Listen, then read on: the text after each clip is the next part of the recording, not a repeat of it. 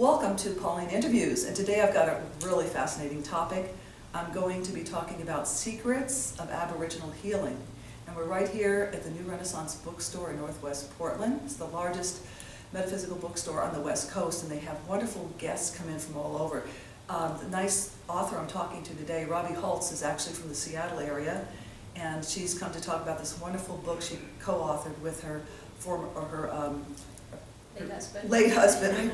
I want to use the right word. So Robbie, welcome, and I'm excited to talk to you about this because I've heard of the Aboriginal people. I know they're very grounded in the earth and they're very spiritual, but I don't know a whole lot about them. So I think we should start about telling your husband's story because that's what got him to the Aboriginal healing. So wasn't it back in 1983 or so he was diagnosed with a serious illness, and I'll let you take it from there. Right, he was diagnosed with multiple sclerosis. He was a physicist and he had his own aerospace company, and he was putting up things in space all over the world actually for different governments and people.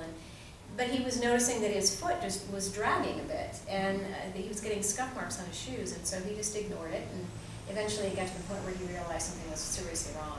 So he ended up with multiple sclerosis, and he continued to be a very, very busy businessman. But eventually the multiple sclerosis was just shutting down his body, and he ended up with as a quadriplegic. Wait, no feeling from the neck down. Exactly. Very little movement. But it still didn't stop him. He was a triple Scorpio, whatever that means. But Mark, the man I interviewed a little while ago, could have told us. He knows exactly what that Yes. means. Tenacity is probably Yes. high on the list. Yes. So Gary had actually gone to a very well-respected clinic in California, Scripps Clinic, and they told him there that he had about 2 years left to live. Things were starting to shut down. And truth be told, he had really more like about 6 months. But so he just was a very tenacious man, and he could not find any answers. And he had 2 children that were his motivation to stay alive and to find a way to get out of this predicament. So he went into a jazz bar to soothe his soul the day that he learned that he had about 2 years left to live. And he happened to meet a woman who was from Australia. She was a naturopathic physician, and she happened to know about the Aborigines in the Outback. The remote Aborigines have remarkable healing gifts. It's astonishing. And she happened to know how to get in touch with one of them. One of the tribesmen would come into town periodically. He had children who had grown up and were living in Brisbane, and he had an apartment there, so he could stay connected. So he really had his foot in both worlds, which is not easy to do. But she knew how to get a hold of him, and she gave the number to Gary. And the most surprising thing was that he called it. You know, really being a traditional scientist. Yeah. Yeah, he was a physicist. But he had nothing to lose at this point. Exactly. But still, I mean, everybody, all his family and friends thought this is insane, you know, that you would be contacting an Aboriginal tribe in the Outback and they're going to be able to help you. But look how synchronistic it was. I mean, he goes to a bar, he talks, I mean, at the point when he's the lowest, and he meets this woman that gives him hope. Exactly. You know? She knew that there was some hope there for him. So when he contacted this tribesman, Ray was his name, he called the number, and Ray said, well, what took you so long? We've been waiting for 4 months. Amazing. Yeah. Psychic connection, telepathy? I think it's just that the remote Aborigines are so tapped in, and they're so tuned in to the one consciousness, the grid. You know, they spend more than half their time in dream time, from the age of about 3 on. More than half of their time where they've disconnected from this brain and plugged into this greater consciousness. And they'll tell you that is more real. That's the universal consciousness. You hear talk. Absolutely. You study metaphysics, you hear about a universal consciousness that we can tap into, and that we're all connected. Exactly. And they're also telepathic. They have all these things these gifts, when you've learned, they don't have any distractions. They're in the desert. There's nothing there. And so what they've learned how to use is the power of the mind and really get into these other dimensions and realms and really tap into the healing power of the mind. But I'm getting ahead of myself there. It's so exciting. It is. So when he contacted him and Ray said, well, what took you so long? We've been waiting for 4 months. They had brought a woman who was part English, part Aboriginal, and she had spent the last 4 months preparing for Gary to come. It blows me away. Well, they knew he was coming, Yeah. and they knew that they needed to have metaphors to help him understand, Mhm. because the big guy, that's what the Aborigines call God, Goddess. There's no gender to it. Mhm. You can call it divine source, Mhm. whatever you want to call it, but the big guy had told them that they were to give their healing secrets to this man. He would take it out into the world. He was a very well-respected scientist. The tribe was reasonably upset about that initially, giving their healing secrets to a white man that they haven't even met Mhm. yet.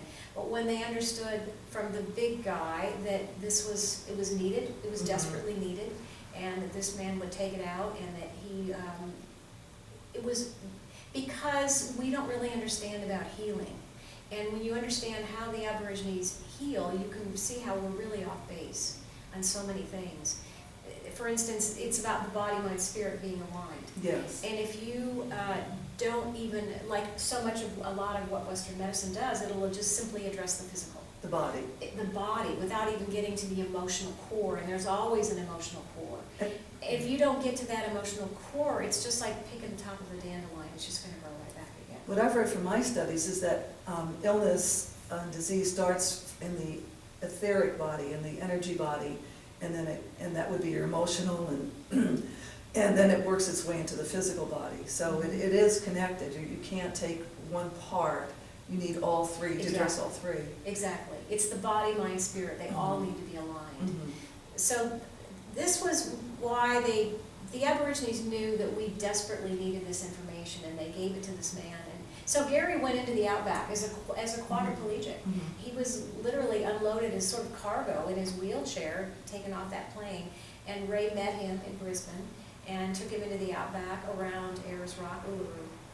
And When you say Outback, could you just describe it a little bit? I mean, are we talking just dirt floors and little huts? Or what do we mean? Well, you know, I had the opportunity to be with an Aboriginal tribe a year Uh-huh. after Gary passed, and I went into the Outback, and I swear, Pauline, I thought I had landed on Mars. It just, the dirt is red, and it stains everything. My clothes are still stained red years later, despite many, many washings.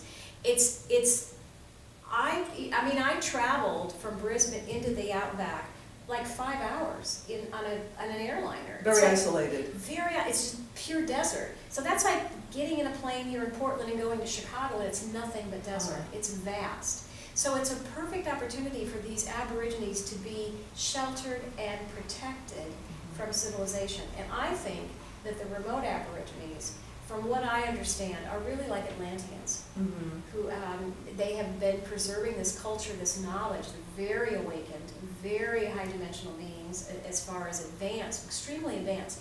And so Gary went into this Outback not even knowing what he was expecting. And when I was there, I just remember it's a very harsh environment. It's like 120. You touch anything. Oh, I was just thinking I'd like to go and visit them, but I can't. I don't do heat. I don't think I can do it. I'll read your book. It's not gonna. You're gonna melt. You're No, gonna I melt. can't. I don't do heat. Yeah. So everything has been baked in this oven, so to speak, and you just touch a branch and it'll just splinter right off of your hand. And it's some of the most dangerous, snakes and spiders. When we were there, my campmate actually made a fire, and we had it's called a barking spider. It came out, and it was the fire attracted it. It was the size of a dinner plate. That's another reason for me not to go there. I'm not afraid of spiders, but that big, yes. That's big, a dinner plate, yeah. Oh. And the body was the size of your hand. Is it poisonous? I don't know. I never asked that question. You'd have a heart attack. You wouldn't need to know. You'd see one of those have a heart attack. Who cares if it's poisonous? It doesn't. And there's feral pigs, there's feral camels. How did you handle Well, that? I just remember we were going to be doing, I've been invited to be participating in these healing ceremonies with the Aborigines. Amazing honor, beautiful honor. But I just remember that first night. It's just so barren, and like I said, it looks like you've landed on Mars. There's very few trees, and it's just Obviously, they're used to it though, so that their bodies are used to all that. they're used to it. But I have to say, I was really kind of shocked to leave them after a week. I'm like, I cannot believe they're still staying out there. It was the longest shower I came back to in my life. Oh. But I just remember lying in my sleeping bag thinking, I just didn't think this through. I really kind of jumped on this one. And then I heard a plane go overhead, and I'm just, civilization. It just felt it was comforting to hear a plane go, because you feel like you kind of step back in time. But really, they're actually very advanced. Yes, I Very understand what you're saying. advanced. It's just too bad that they can't have some comfort as well as be advanced at the same time. Well, they're comfortable. Yeah, they are. They're totally comfortable. It's their world, It's yeah. they love their environment, yeah. So And what happened when your husband got off the plane and Ray took him to the Outback? He actually spent about a week, well, it was 10 days time, travel and then being with the tribe. He drove for a number of hours on a really rough terrain to get to this tribe. This tribe was remote, and they had never ever seen a white person before. And he's paralyzed from the waist down. I mean, that alone is very discomforting. Right. And then to come to that kind of environment, I mean, that had to be terribly hard on him. Nobody would go with him. They thought it was Uh-huh. crazy, and they thought if we won't go with him, he can't go. Yeah. But he did. He was Yeah. very, Determined. triple Scorpio, I guess. Yes. So. Mark, what does that mean? Yeah, Mark will have to tell us that. Yeah. So he went into the Outback, and they spent all day talking to him about recognizing he had had a really abusive childhood. And he had learned, this brilliant man had learned how to numb himself emotionally. So symbolically, yeah. Exactly, And until he physically. literally numbed himself physically as well. So he started to understand the core of this illness. The core was his father, who was an alcoholic, abusive father. And once he understood that and forgave him, his body could start healing. So in less than 10 days' time, he left that Outback, a master of his life, understanding what was going on. He had regained feeling again, which he hadn't had for 7 years. So he could feel his body again, and that he always kept. And then he clumsily walked on the airplane aisle on the way back, totally transformed man in so many ways. And then he knew that he would come back and spend the rest of his life teaching what they had taught him. Now, I think I read there's a 5-step process. Yes, there is. So he came back from the Outback and started writing on the way back the book, Secrets of Aboriginal Healing, because he knew then this was his mission, was to no longer be a physicist and an inventor, but to start teaching this. He got a doctor's degree in immunology so that he was a doctor practicing psychoneuroimmunology, which is how the mind stimulates the immune system. He did this after the healing. Yes, after he came back, and it just totally changed his world. He got a degree in nutrition, he got a degree in immunology so that he could practice what they had taught him. And then he wrote this book so that we could help as many people as we could. And I came into his life in 2001. This happened, he was in the desert in '94. And by the time I met him, and he actually had become a really gifted healer. The Aborigines told him that you're a very gifted healer. So how did he, well, first off, he healed himself, I mean, with the Aboriginals helping him, but then what did he do? Well, he started just actually placing his hand like on the back of his roommate's neck right there, and he was allowing himself to be the vehicle for this energy to work through him. And the energy has an intelligence of its own. Right, so actually when we call people a healer, they're actually more a conduit. Exactly. Yeah, they're not, the source is healing through these people. Exactly. It's how much energy can flow through you to this other person. And so he healed his roommate of her migraine headaches, and then he started working on horses.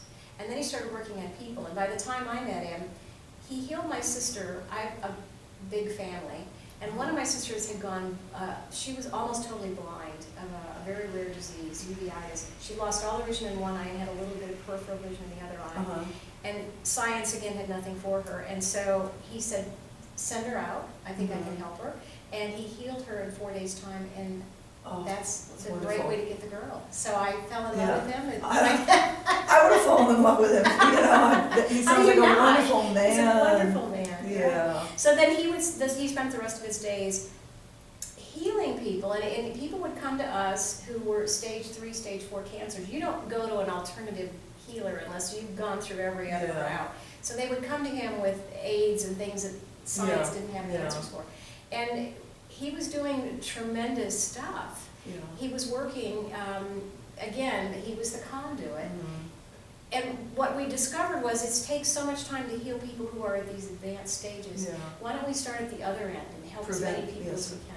You know what, I think that's a good point. I think, you know, when it comes to cancer and things like that, our medical community in this country is just focusing on the body, and I'm thinking we need the nutrition to get, cancer can't survive in an alkaline environment. It's fed by sugar and acidity, I mean, so there's your nutritional end of it.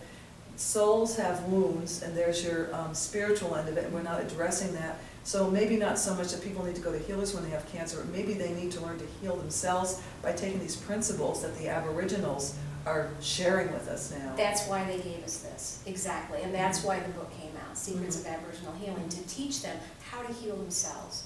And also to prevent this stuff, because the mind is the most powerful tool on the planet when it's focused. Oh, it definitely is. You know what? You know why I know it's so powerful? I read stories about people being hypnotized, and the hypnotist will say, you know, touch this, and it's an ice cube, but the hypnotist will say it's a hot stove. And what happens if blister forms? Well, how powerful example is that of how powerful the mind is? Exactly. Now, there's a lot going on subconsciously. People don't know that's sabotaging. Well, that's the problem. I think you mentioned subconscious healing. So Gary knew that he had an abusive childhood, and he knew about those consciously, but those get pushed down subconsciously. So the Aboriginals work with the subconscious? Exactly. These memories are stored in the cells. And you're not just dealing with your own trauma, you're dealing with ancestors. The DNA and all these things are stored in the cells, and so you need to pay attention to, it's really kind of boils down to either it's a love-based emotion or it's a fear-based emotion. And the love-based emotions, they're vibrating, they're vibrant, it's a different cell. I think a lot of your watchers and listeners and people watching this have seen Dr. Emoto's water experiments. I've got his books, I love them. Yes, and how when you're in a love-based emotion like gratitude or forgiveness, it's a beautiful cell that you've created. It's like a snowflake.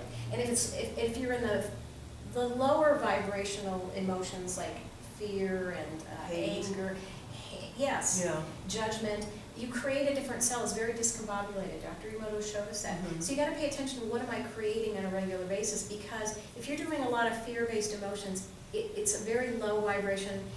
That cell, it's like a perfect breeding ground for disease. And these others, if you're in these higher emotions, higher vibrational states, disease can't sustain itself. That's those high vibrations. And that's why I've heard about people that have had diseases and they spend time each day meditating and loving themselves. I think we need to start by loving ourselves. So no matter what happened in the past, if we really truly from our soul love ourselves, that sets off that higher vibration. And I think, you know, we worry about our toxic environment.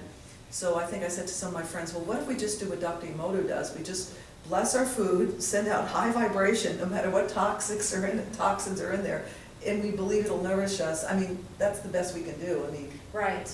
But that you bring up a good point, toxicity, and a lot of our emotions are very toxic to the body. And it got to the point where Gary's body could not handle that kind of negative, toxic cell anymore. His body was just filled with it, and he needed to release it, let it go.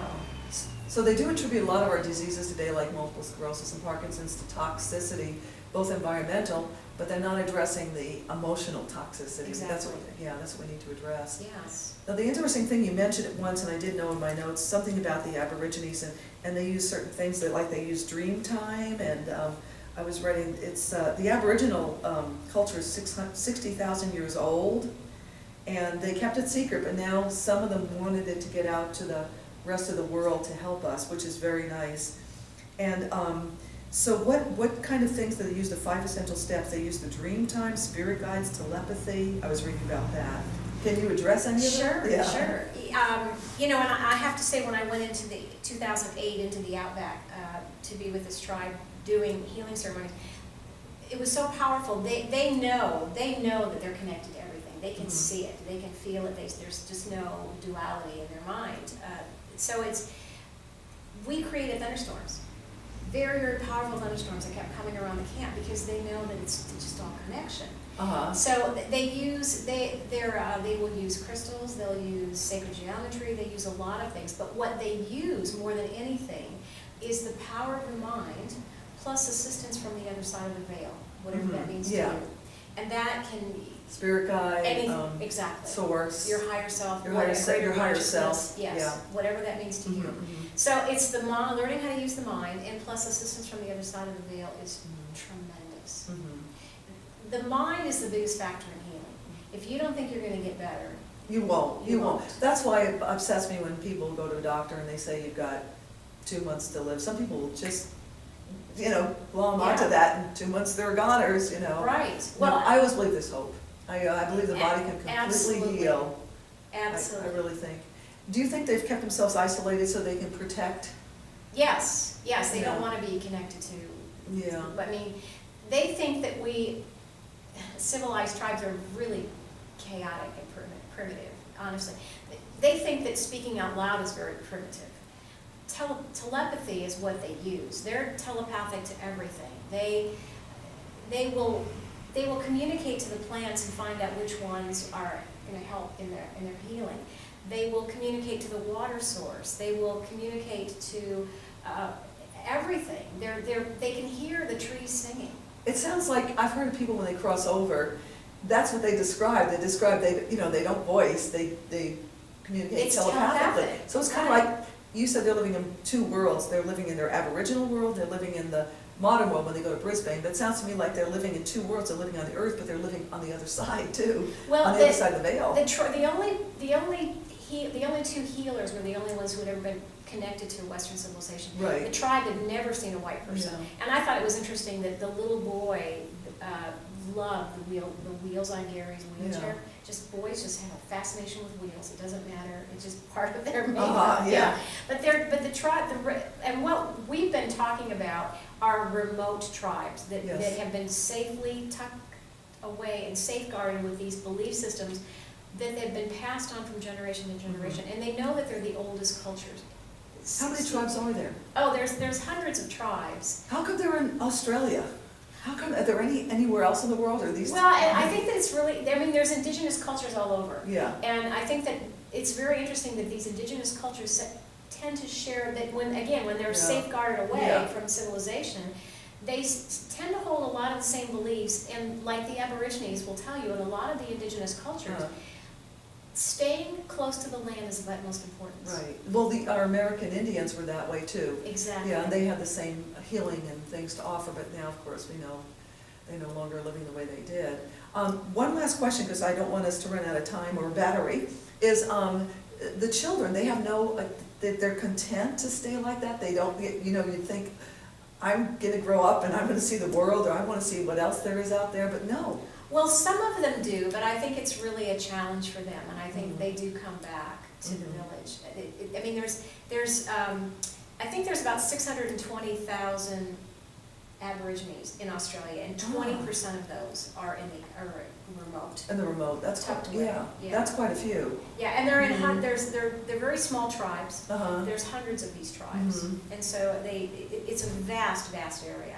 Fascinating. Yeah, and they're telepathic. They communicate that way, and they still continue to communicate with Gary after he came back to the States. What an exciting experience you've had. Yeah. And so your book is called Secrets of Aboriginal Healing, and people can buy it. Yes, it's all over the Okay. place. Yeah. Thank you so much. This is so exciting, and when you come back down to Portland, let me know. Thank you. Okay, It's my thank pleasure. you. Thanks so much for watching Pauline Interviews, and we were talking about Aboriginal healing. Very fascinating.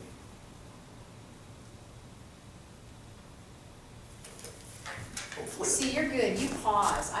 When I was putting together an online course, Uh-huh. I never paused long enough, and it just drove the people I- crazy. Oh, really? Trying to edit it.